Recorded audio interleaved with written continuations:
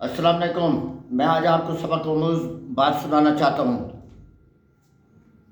تو یہ میری آپ بیتی بھی ہے. میں کراچی سے آ رہا تھا تو میں نے کہا ڈیوو بس میں سفر کروں گا، ادھر خانے وال آنا تھا. تو بس میں ٹکٹ لے لیا، بس میں بیٹھ گیا اور بس چلنے والی ہو گئی تو ایک بچی آ گئی. اس نے کہا ادھر سروس کرتی تھی بس میں، تو اس نے کہا انکل جی آپ کو کوئی چائے پانی چاہیے تو میں لے آتی ہوں، حاضر کرتی ہوں. تو اوروں سے بھی پوچھ رہی تھی. مجھے اس کی اس بات پہ بڑا عجیب سا لگا. میں نے کہا ہاں بیٹی کیوں نہیں، ہم چائے پئیں گے پانی پئیں گے. تو وہ خوش ہو گئی. اس نے بات چیت کی میرے سے. میں نے کہا آپ کدھر کی ہیں؟ تو مجھے معلوم ہوا یہ بھی خانے وال کی ہے. تو یہ میری زبان سے ملتی جلتی زبان.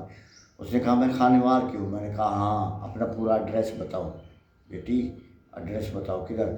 اس نے کہا میں فلاں جگہ پہ رہتی ہوں تو میرا یہ ایڈریس ہے، ادھر ایک دکان بھی ہے، یہ فلاں موڑ ہے، سب کچھ. کافی دنوں کی بات ہے. تو میں نے کہا ٹھیک ہے تو آپ ادھر کام کرتی ہیں؟ اس نے کہا ہاں میں ادھر ہی کام کرتی ہوں، میں بس پہ چکر لگاتی ہوں تو میرے چکر کا 1,500 مل جاتا ہے، تقریباً 1500-1600. تو میرا آنے کا بھی 1,500، جانے کا بھی کوئی چکر لگ جاتا ہے کوئی نہیں لگتا، میری ڈیوٹی ویسے ہے ادھر. تو میں نے کہا کیا ہے آپ کا ادھر، ماں باپ یا بہن بھائی کیا کام کرتے ہیں؟ اس نے کہا میرا نہ کوئی بھائی ہے نہ کوئی بہن ہے، میرا ایک ماں باپ ہے.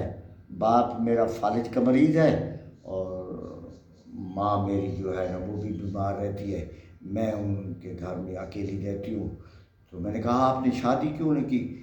کہتی ہے میں کیسے شادی کر لیتی، میرے ماں باپ جنہوں نے مجھے پڑھایا ہے، جنہوں نے مجھے تربیت دی ہے، اچھی تعلیم دی ہے، میں آپ ان کو چھوڑ جاؤں، چھوڑ کے چلے جاؤں؟ نہیں میں نہیں کر سکتی، میرے حالات اچھے نہیں ہیں. تو مجھے اس کی اس بات پہ بڑا ترس آیا. میں نے کہا کیوں تمہارا بھائی بھی نہیں ہے؟ کہتی ہے نہیں. تو میں حیران ہو گیا اس کی بات سن کر. تو کہتی ہے میں چلی جاتی ہوں، کبھی وہ میرا باپ کہتا ہے تم نہیں جاؤ، میں چھٹی کر لیتی ہوں، کبھی آ جاتی ہوں، کبھی ان کی طبیعت، کبھی ان کا راشن پانی دے کے چلی آتی ہوں. تو اس کی باتوں نے مجھے بہت متاثر کیا. میں سمجھا یہ لڑکیاں ہوتی ہیں ایسی کوئی ہمدردیاں لینے کے لیے بات کرتی ہیں. میں نے کہا اچھا ٹھیک ہے میں دیکھ لوں گا خانے وال، تمہارا گھر بھی دیکھو. اس نے کہا انکل مجھے بہت خوشی ہوگی، میں تو نہیں ہوں گی گھر میں تو ڈیوٹی پہ ہوگی، میرا گھر دیکھ لینا. تو اس نے یہ بات کی. گھر بھی اس کا آسان تھا، چھوٹا سا گھر تھا. تو میں ادھر سے ایک دکان تھی، اس سے پوچھا فلاں کا محمد عظیم کا گھر کدھر ہے؟ انہوں نے کہا یہ ہے. وہ تو کوئی نہیں ملے گا تمہیں. میں نے کہا کیوں کوئی نہیں ملے گا؟ وہ ایک بوڑھا پڑا ہے اور ایک عورت ہے وہ بیمار ہے. میں نے کہا یہ تو ٹھیک کہتے ہیں. خیر میں چلا گیا ان کے گھر. میں نے کہا بس ایسے ہی تمہیں ملنے آ گیا. انہوں نے کہا بھائی تو کون ہے کیسے؟ میں نے کہا ایسے ملنے. چلو تھوڑی سی ان کی مدد کی اور میں چلا.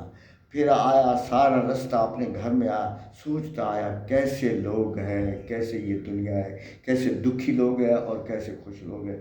اور وہ بھی یاد آنے لگی.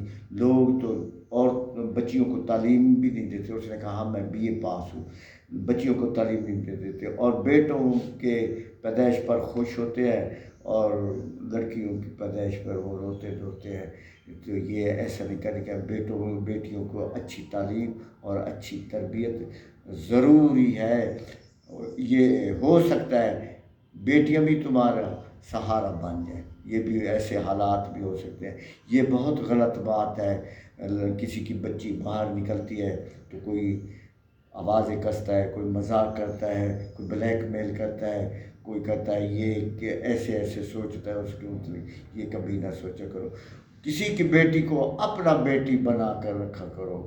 کسی کے یہ بچے جو ہوتے ہیں، میں نے دیکھا ہے، میں کبھی لڑکوں کی بھی بات سناؤں گا، ایسے لڑکے ہوتے ہیں وہ ماں باپ کو اتنا پریشان کرتے ہیں. ماں باپ کے دل سے یہ دعا نکلتی ہے یا تو مر جائے یا ہم مر جائیں. بیٹی نے تو کبھی ایسے نہیں کہا. تو آپ یاد رکھنا بیٹیوں کی عزت کرو، بیٹیوں کی پیدائش پہ خوش ہوا کرو، بیٹی کو اچھی تربیت دو. بس یہ بات یاد رکھنا.